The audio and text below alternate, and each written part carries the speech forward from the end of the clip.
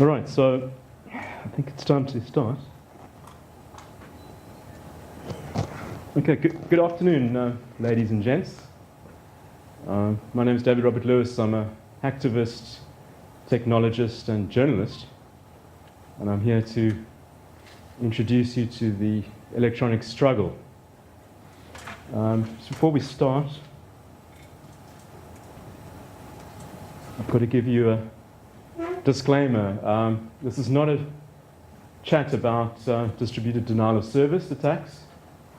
It's not about tools such as the ping of death, email bombs, clobbering servers with HTTP calls and so on. And this is definitely not a talk about penetration testing. However, some of the material and the events related here may refer to a previous epoch, a time when that kind of thing was considered legal, ordinary, even de rigueur. So if any of you feel uncomfortable about the content of my discussion, you're most welcome to leave the room. I'm hoping that you're going to stay with me and you're going to take a journey back to ancient times.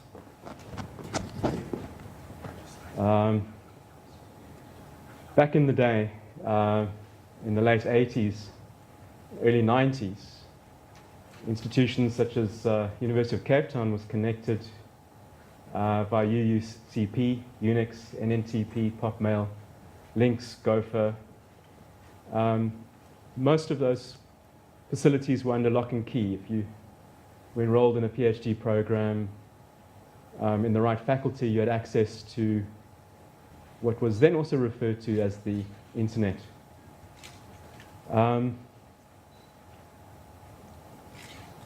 At the same time that you had your campus organizations that are using systems that were point-to-point protocol, you'd have your mail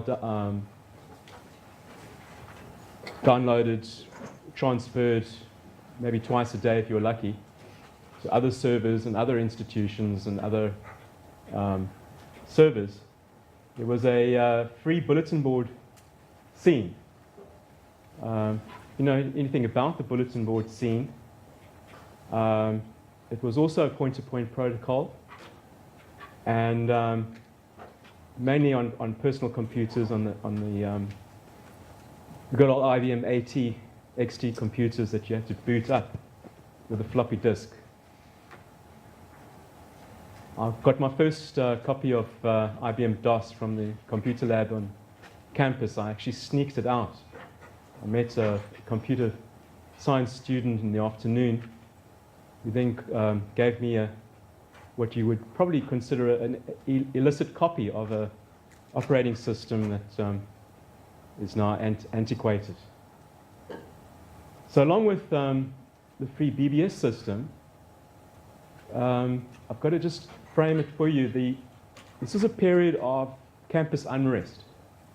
In 1987, the whole of the University of Cape Town was closed down as a result of unrest, student revolt, and the South African police, the apartheid regime, was waging a war of attrition against communism.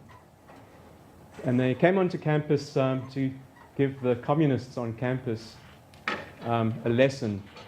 And they sjambocked students in the library, tear gassed the campus. There's some interesting pictures of UCT enveloped in tear gas, helicopters flying overhead, riot police. So I got caught up in the throngs of this whole unrest. I was a naive student, although I'd been politically active. I joined various organizations. And during that same year, the organizations such as the End Conscription Campaign, various other NUSAS affiliates were banned by the Minister of Security. And so that's just some of the context of this. So while the Anti-Apartheid Movement was organizing against the apartheid state, you had the emergence of a variety of networks that helped to connect the anti-apartheid movement with the outside world. So what is significant about this time is that there arose a bulletin board system known as WorkNet, which was really in opposition to the government-sponsored video text system known as Beltel, which was based on a French system. If you were a law-abiding citizen, you could order a Beltel system. There's a picture over there of something very similar.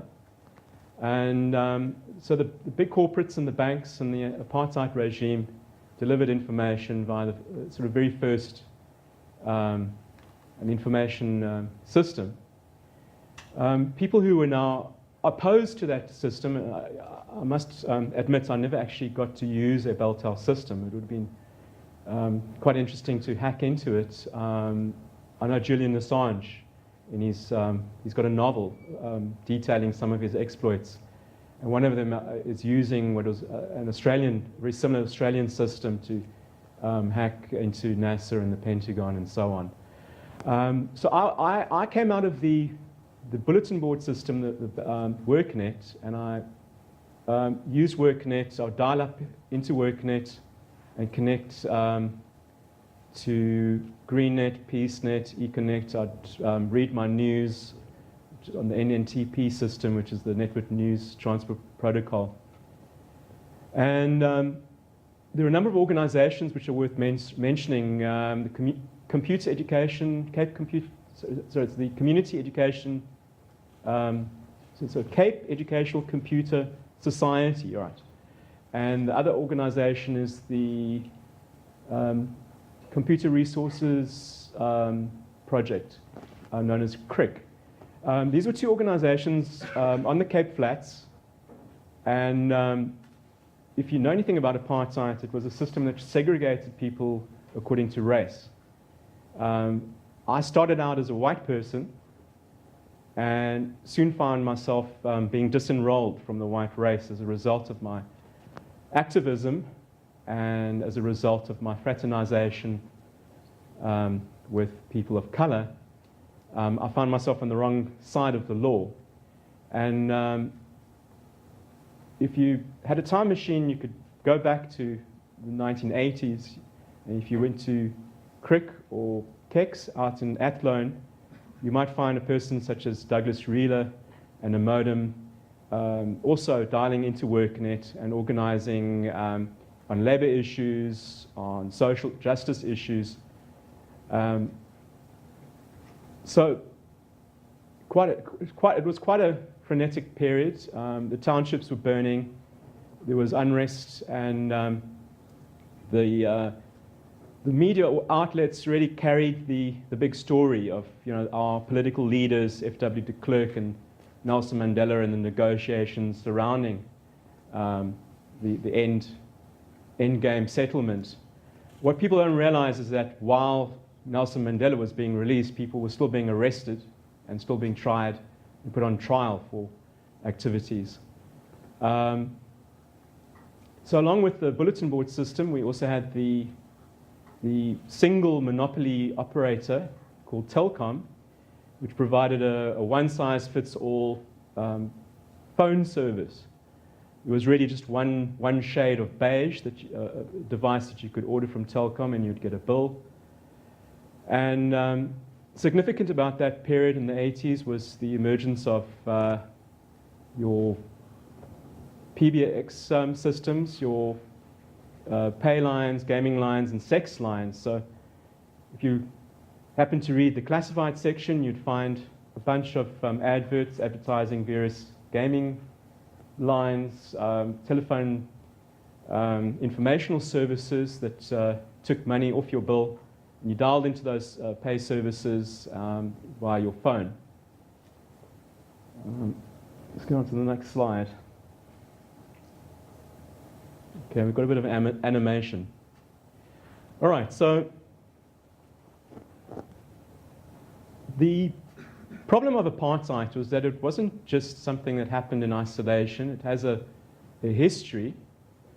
And one of the ways of looking at that history is through technology. One of the companies associated with the regime was a company known as International Business Machines. And it itself was what you could call a repeat offender. IBM are notorious for aiding and abetting the Nazi regime, particularly the census data that was used to gather information on your German citizens during the 1930s. And what's important about it, let's just look at the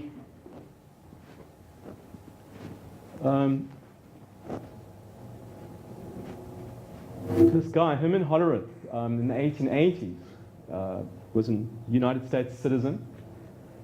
He came up with a tabulating machine using punch cards. This was the early information processing systems of that time.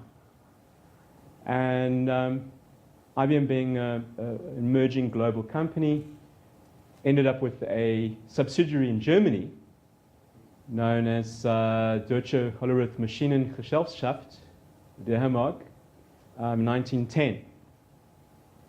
So we already, before Hitler had arisen to power, there was the power provided by the technology to achieve ignoble ends. So you had a simple card system, tabulating system, that was then used by a regime that had based its race theories on earlier scientific racism. You might know of a science called pseudoscience known as eugenics. So Hitler proceeded to implement an information gathering experiment on the German population and gathered data such as your ethnicity, your height, and so on, and used that information, particularly notorious in the German death camps, which are also known as concentration camps. And so as a Jew, I'm quite fascinated by the way that technology has been used by fascist regimes to control populations. The apartheid state, which began in 1948 and ended officially in 1994, similarly gathered information on its population. It used similar data processing equipment, also designed and produced and leased by International Business Machines. And I'm going to get into the case. There's a long-standing case. But before we get there, I've got to relate a story. It's a personal story related to my activism. Because in 1989, I wrote a letter to what was then sort of a cyberpunk magazine produced by Queen Mu and R.E. Sirius, to West Coast personalities. It was transitioning from, it was previously known as high space or something, head space. Anyway, it became Mondo 2000 in 1989, and I ended up with a letter published in issue 2 of Mondo 2000 under a pseudonym. And it detailed in sort of general terms the problem related to the personal computer, the good old XT and AT, and the use of this new technology, emerging technology at the time, to apprehend and surveil activists. There was a particular incident where a couple had gone to an ATM and their card issued by the bank had been swallowed by the machine, and they'd gone into the bank to retrieve their card. And the manager of the branch told them to wait. And of course, the system was rigged to inform, and the special branch apprehended them. So there was a bit of consternation as to what the new technologies were being used for by the apartheid state. Bear in mind that this was a state that had, as it transpired, had death squads. And there was a particular incident at Vlakplaas, which is detailed in the Truth Commission final report. So my general activism around the use of technology by the state turned into something quite interesting, because there arose a case in the aftermath of the Truth Commission and the inquiry into apartheid. There arose this case that is still ongoing. It's one of the longest running cases in legal history. It's in the same status as the survivors of the Holocaust. And it's, as we know, apartheid was a crime against humanity. So what is there to be said about the IBM case? Well, as we stand, there are two significant cases. There are two groups of individuals. The one is not such a large group, and recently this year, the case, which is Insabeza versus IBM, and also the Ford motor car company, that case has essentially expired. It's come to its as far as it can go through the United States legal system. It went to there was a number of petitions, because all the litigation is based upon the Alien Torts Act, which allows, and in its form as it stood, allowed foreign individuals to sue United States corporations if you could prove that the US corporation had intent and had somehow engaged in gross violations of human rights. The problem with this litigation is that there's been a trend towards limiting the ability of or the aegis of the Alien Torts Act, and a court, one of the lower courts, found in favor of IBM and Ford company. And so it's turned really into a very complex piece of litigation. If you read the documents which have been filed by the bigger group, which is the Kulimani case, which they represent some 100,000 survivors of apartheid. Many of them were victims of torture and various rights violations. Some of them are widows and orphans of activists who were killed at Vlakplaas. If you look at the manner in which the documents have been filed, in my honest opinion, speaking as a layperson and as a journalist, it appears that the case has been filed with regard to what is known as grand apartheid. It's the problem of the denationalization of South African citizens who were classified as black by the government. If you know anything about apartheid, one of the policies was to remove black citizens from citizenship, so that you had a white country, and then you had these homeland states that were supposedly independent homelands, none of which were recognized by the international community. So the problem of proving intent, it's a lot easier to prove the census information and the gathering of census data, such as race criteria, bloodline and blood criteria, and the issues of blood quantum. And I'm someone who's fallen foul of this pseudoscience, where I've been myself have been disenrolled from the so-called white race as a result of issues of blood quantum. And as you know, it's very difficult to prove. If you look at your DNA, it's very difficult to prove that there is such a thing as race, because the science tells us that innate adaptations such as hair and skin color are not indicative of a separation between the species. We are all, biologically speaking, the same species.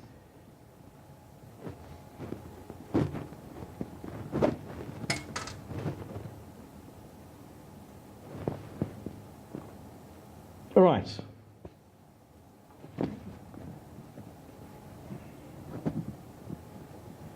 I'm a person who went from the Apple revolution, Apple II revolution, the small BBS movement, and work in it. And shortly after Chris Hani, who was the leader of the Communist Party in South Africa, was assassinated, I ended up in self-imposed exile on the west coast of the United States of America. So the end stages of apartheid, I was out of the country in 90, we've gone one step ahead, I think. There we go.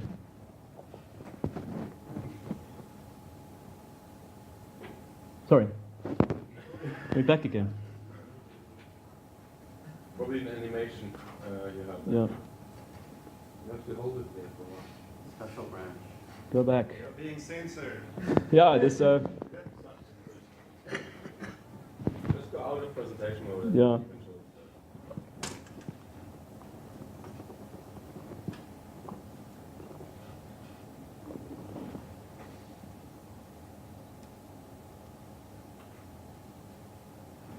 There's these silly animations.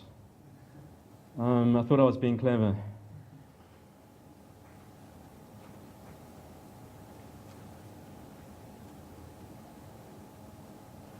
All right. We've gone back again.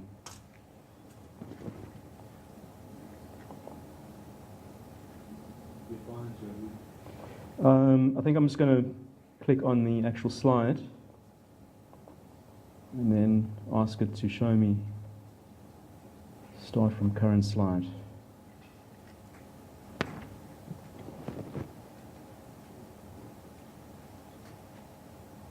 All right. Shit. It's an animation that's doing this. Right.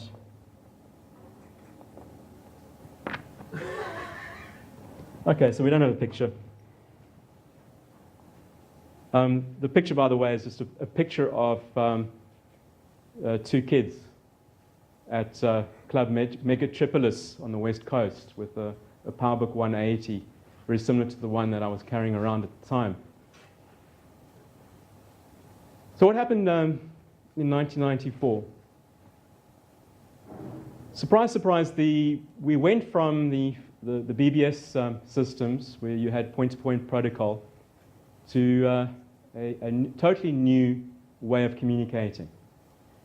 The TCP/IP protocol, essentially, as far as I'm concerned, it was an introduction of the internet as it is commonly referred to, because instead of going to point, you were issued your IP. You could produce your own IP. You'd, instead of going through a bulletin board, you go directly to a server where you were given an IP address. And at the same time, we had Tim Berners-Lee and the worldwide whoosh, which was also the worldwide wait.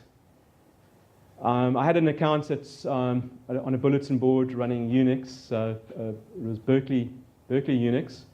And it's quite a popular bulletin board known as the Whole Earth Electronic Link.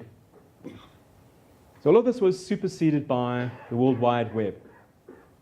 Myself, I experienced the unbundling of Mozilla and Netscape Navigator, which arrived on my PowerBook 180 as zipped files that I downloaded from. They were actually given to me by Wes Thomas, who was then the editor of Mondo 2000. And unzipped the file. Next thing, I'm surfing using a graphical user interface, and there wasn't much that you could do. There were a couple of other online, like America Online and a couple of places, but for the most part it was a totally new frontier. You could log into the academic community. So I logged into Stellenbosch University from the West Coast. I could surf the card catalog at the institution. And this new world of the internet presented all sorts of opportunities.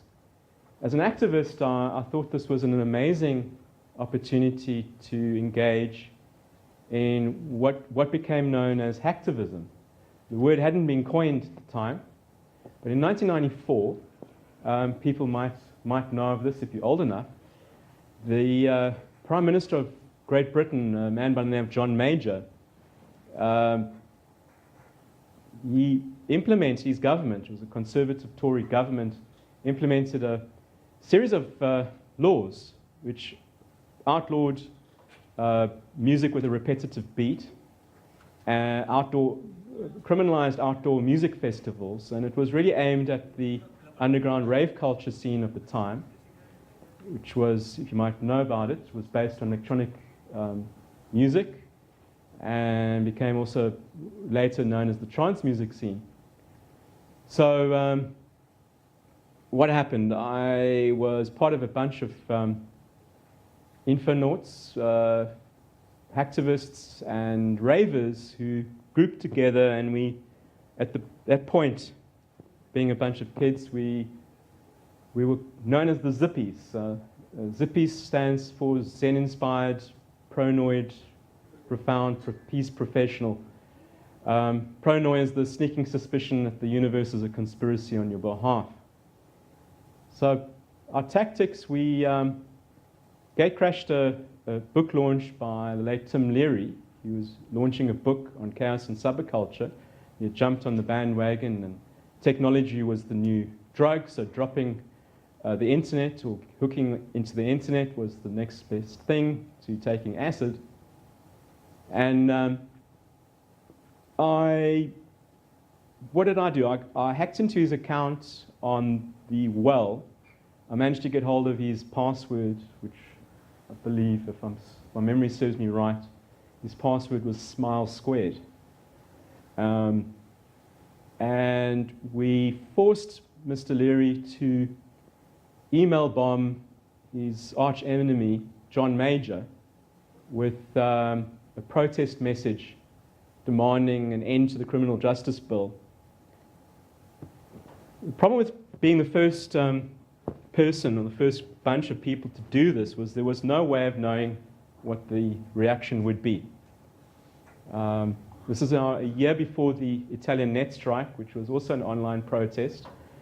And it came after, if you read Julian Assange's book, it came after there was an internet worm which broadcast messages, anti-nuclear messages. So what was the next thing that happened after we were trashing John Major and Her Majesty's government, HMS John Major, and the criminal justice bill, and also likewise CCing and becoming a total nuisance, disrupting MPs' communication and pinging servers and removing their ability to communicate with their electorate, was, of course, there was a counter strike.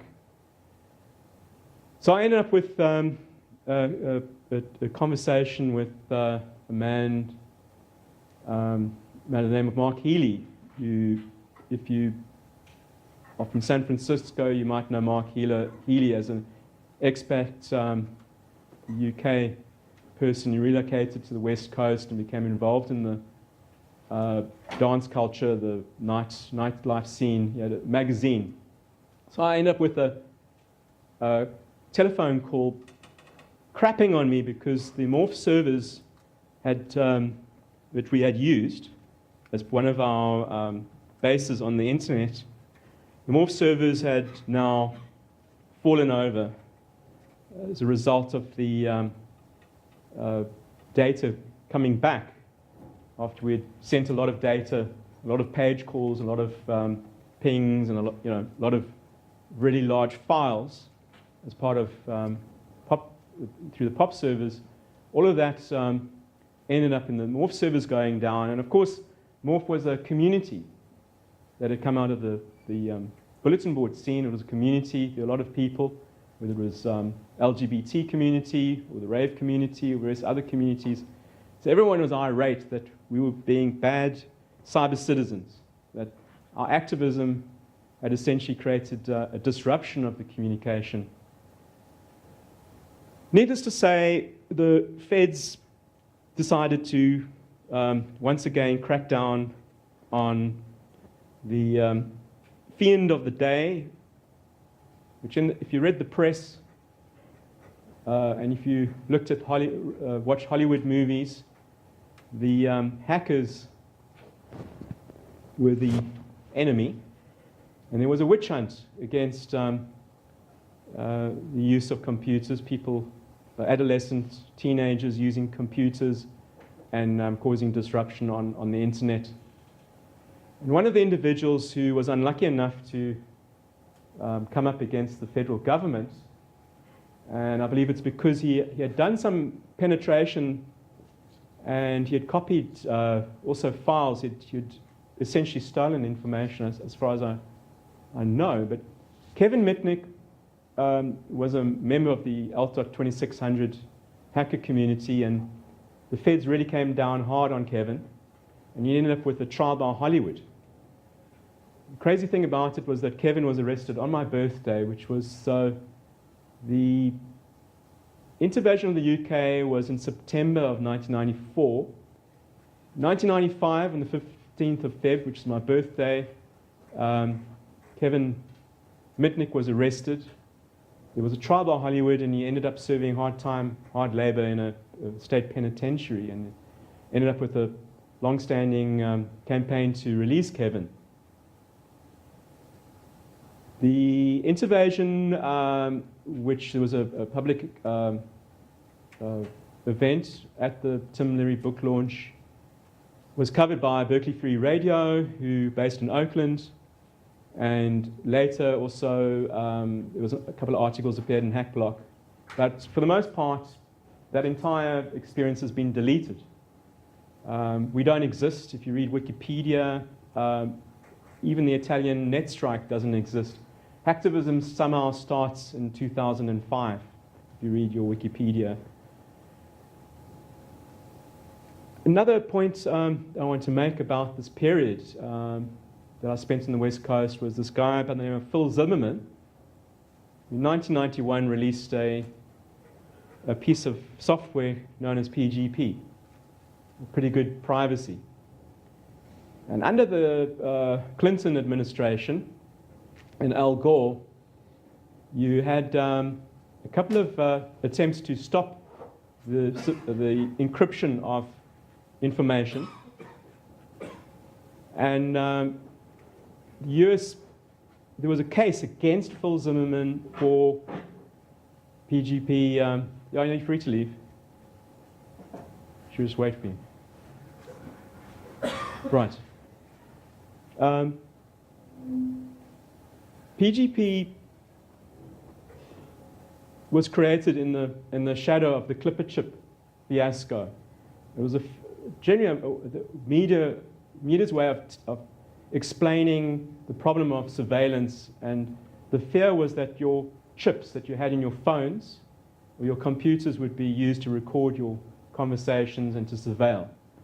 So PGP was now supposedly the solution to surveillance. The United States government cracked down on PGP. The reaction from the community, the crypto freak community and the cypherpunk community, was to upload copies of PGP on every server that they could possibly imagine.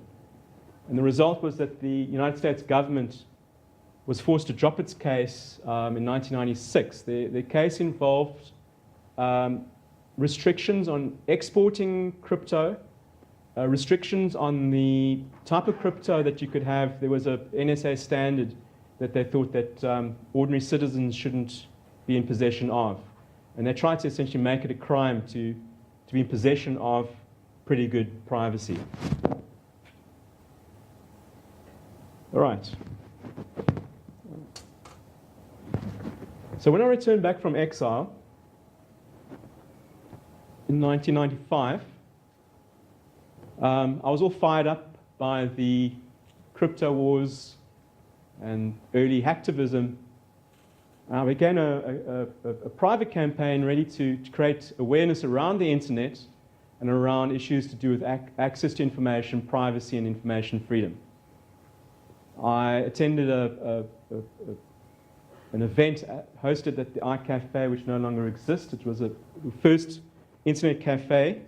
The internet cafe was a big scene at the time in Long Street.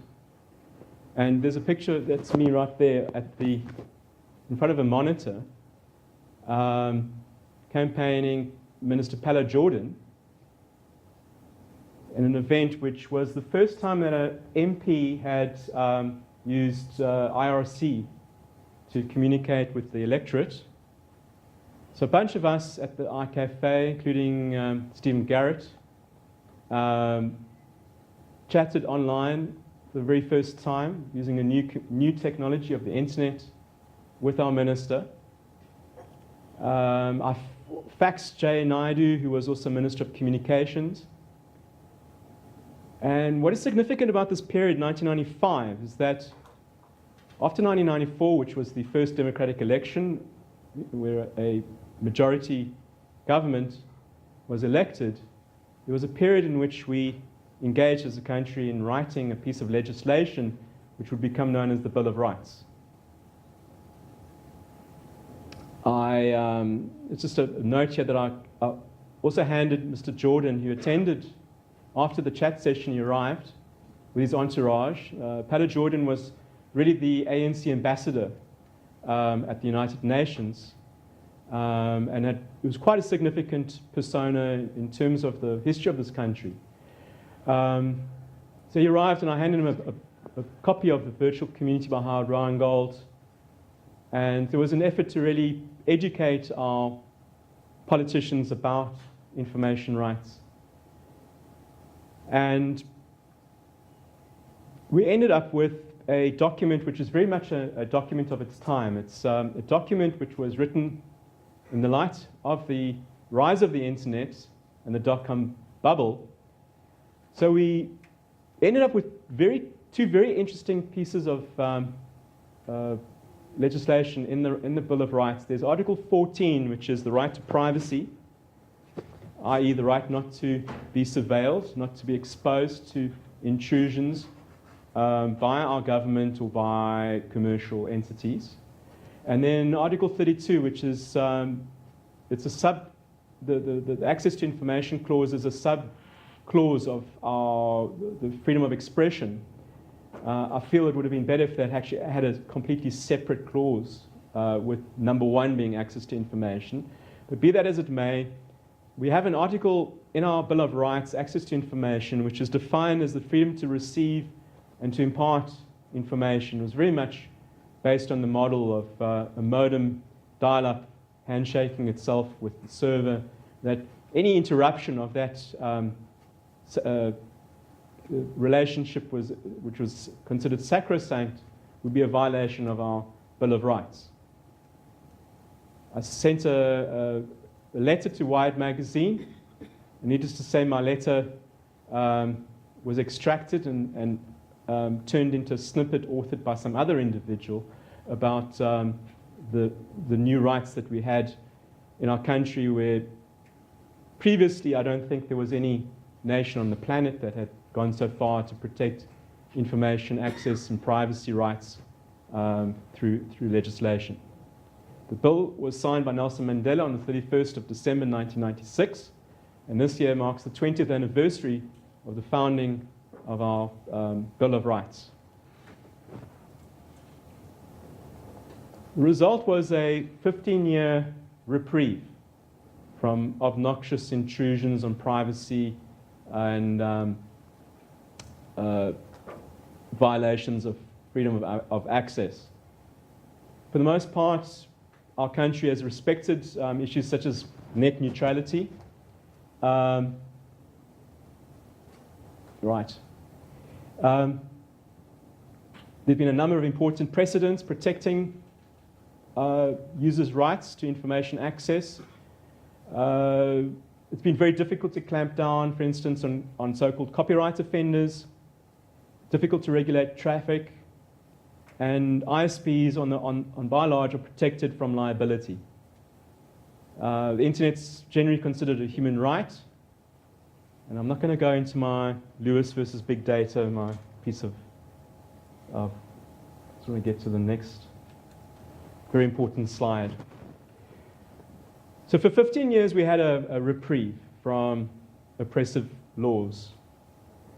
After 9/11, things went from relatively okay to quite bad.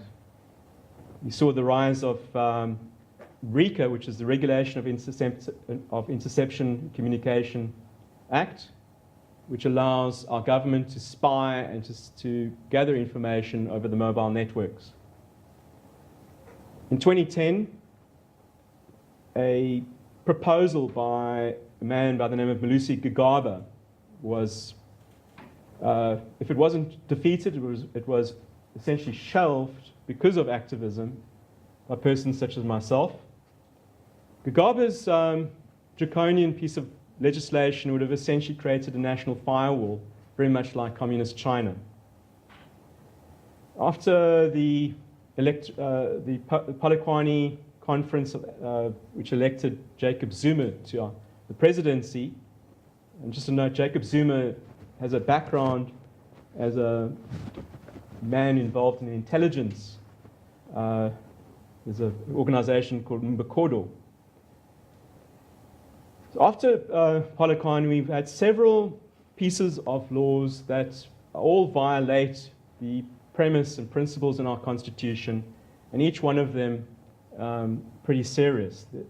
And they've all been proposed in 2015. There's the Film and Publications Regulations Bill, which has been labeled by the EFF, which is not the local political group, but the Electronic Frontier Foundation, as Africa's worst new internet censorship bill.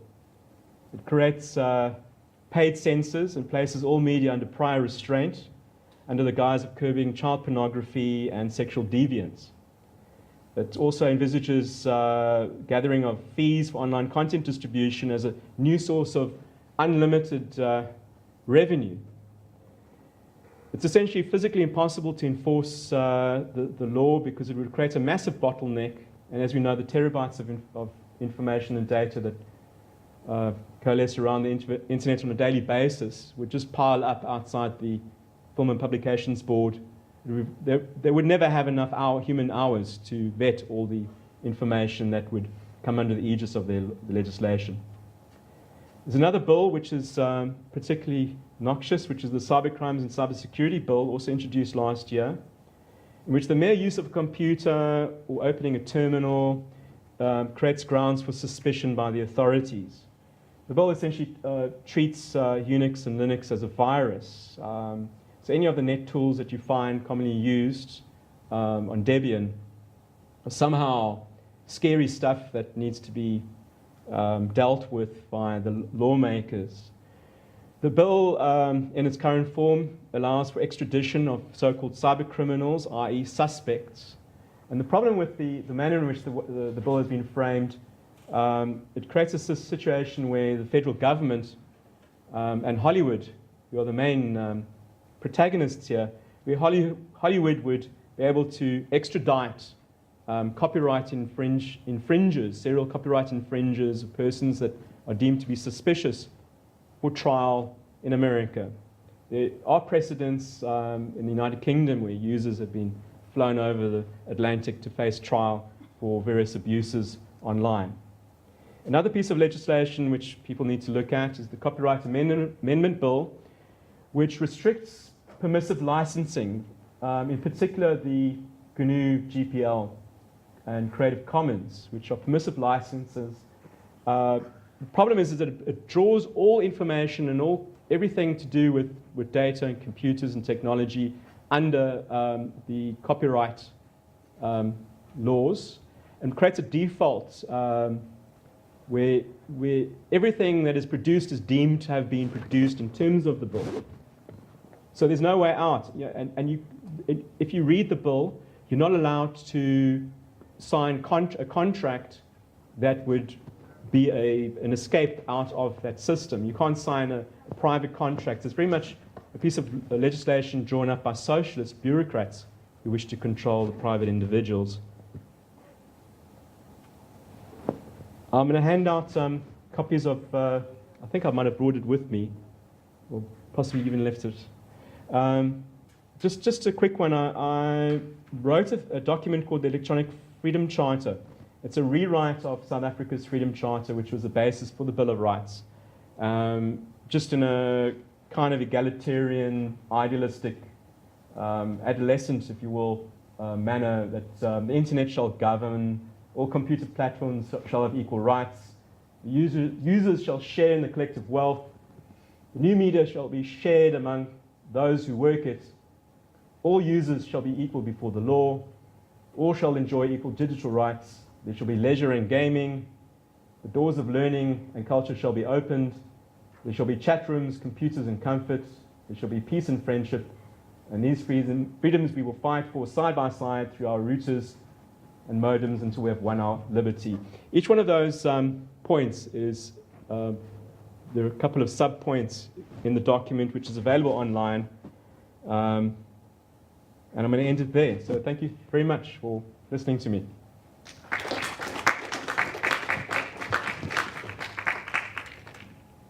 So, are there any questions? Right. Any questions?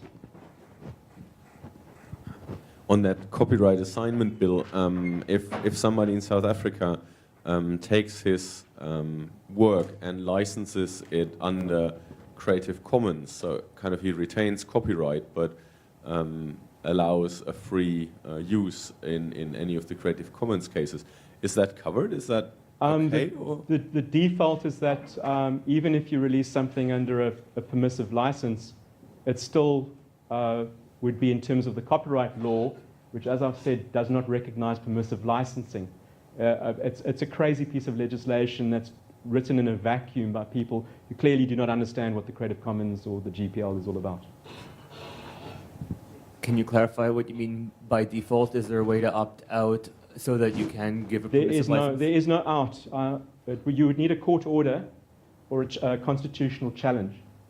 The fiat of the ruling ANC government would essentially it would run completely contrary to the principles enshrined in our constitution. It would essentially, these bills create work for attorneys. They create an environment in which, unless you have a large amount of money able to procure attorneys, it's a way of soliciting business for the legal profession. Does that answer your question?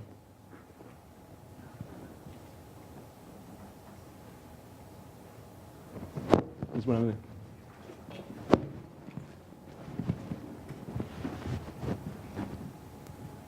So is there a sort of layman summary of this copyright bill? I think a lot of people would be pretty interested. That's a very good point. I don't think there is a layperson's summary of the bill, although I have written about it. That's a very good way to raise consciousness and awareness. So if anyone feels up to it. Well, if I could respond to that before I say what I was going to say. The Right to Know campaign, r2k.org.za, has summarized these bills from an activist point of view. All right. Okay, and then just to rewind, during the talk, there were 2 points that David touched on, which I would like to sort of slightly elaborate for people who are not South African.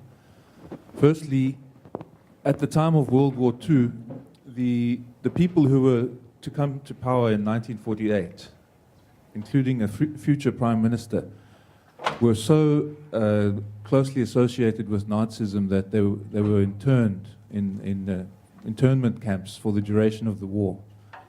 And some of their supporters who had been to Germany at the time of the Olympic Games just before the war actually re-infiltrated the country by submarine and things like that. And the Nazi regime had actually planned what it was going to do with the entire world if it won the war, which it thought it would do. And their plan for South Africa was to hand over to those the Afrikaner nationalists who actually won the 48 election. Right.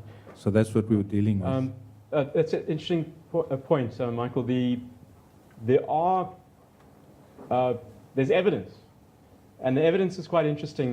There are cards issued by the National Party, the same party that came up with the apartheid system. That same party was an affiliate of the international white Gentile movement, and the cards issued during the 1930s and 40s carry the swastika. Thank you all. We're off now. Awesome.